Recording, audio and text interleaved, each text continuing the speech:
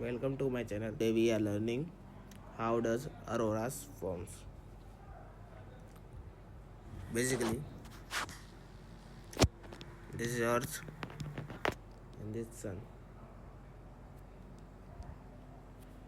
So we know that Earth have geoid shape and or we say oblate spheroid.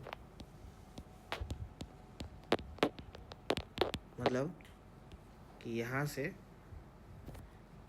वो थोड़ी equator के पास थोड़ी बाहर की तरफ उपसी है, बाहर की तरफ है थोड़ा। जस्ट लाइक जैसे इमेजिन करिए कि जैसे हम किसी बॉल को ऊपर नीचे से प्रेशर देते हैं तो वो उसका जो बीच का भाग है थोड़ा कैसा बल्ज हो जाता है, उसी को कहते हैं। और ये बल्ज होने का कारण है सेंट्रीफ्यूगल फोर्स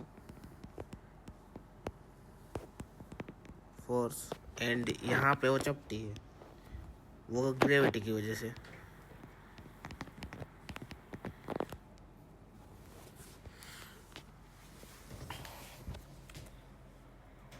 हमें पता है कि जो इक्वेटर है उसका डायमीटर 12,754 है किलोमीटर है, बट जबकि इसका डायमीटर पोल का डायमीटर है 12,714।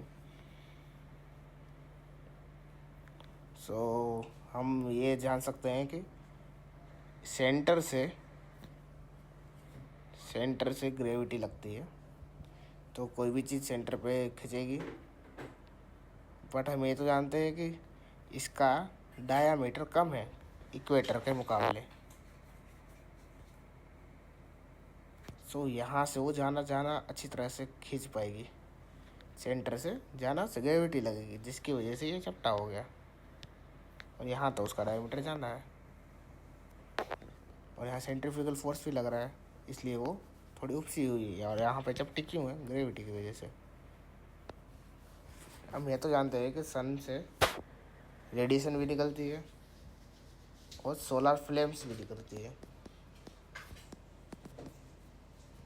बट इनसे हमें कौन बचाता है? अर्थ की मैग्नेटिक फील्ड। सो अर्थ की मैग्नेटिक फील्ड हमें इनसे बचाती है, बट एक चीज़ है उसमें कि यहाँ पर थोड़ा स्पेस होता है कि यहाँ से जैसे कि आ रही है मैग्नेटिक फील्ड, तो यहाँ पे थोड़ा स्पेस होता है, तो ये सोलर फ्लेम्स वहीं से एंटर हो जाती है एटमॉस्फेयर में। एटमॉस्फेयर मतलब mixture of air, and air का मतलब होता है mixture of gas include carbon dioxide, oxygen, argon and other gases. So we know that are molecules. So molecule have proton and neutron in their nucleus and electron their orbital. So when the electron को जब solar flame receive होती है वो energy gain करते हैं और excited state में चले जाते हैं। एक्साइटेड होके वो उनकी जो उपली ऑर्बिटल है वहाँ पे चले जाते हैं, और जब वो उपली ऑर्बिटल में जाके फिर अपने नॉर्मल स्टेट में आते हैं तो वहीं जहाँ थे वहीं वापस आ जाते हैं। जब आते समय कुछ फोटॉन्स रिलीज करते हैं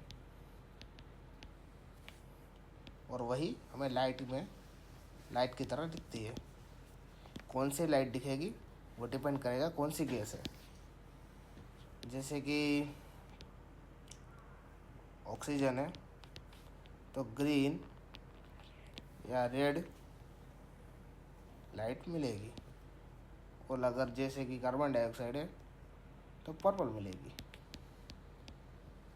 पर्पल और ब्लू।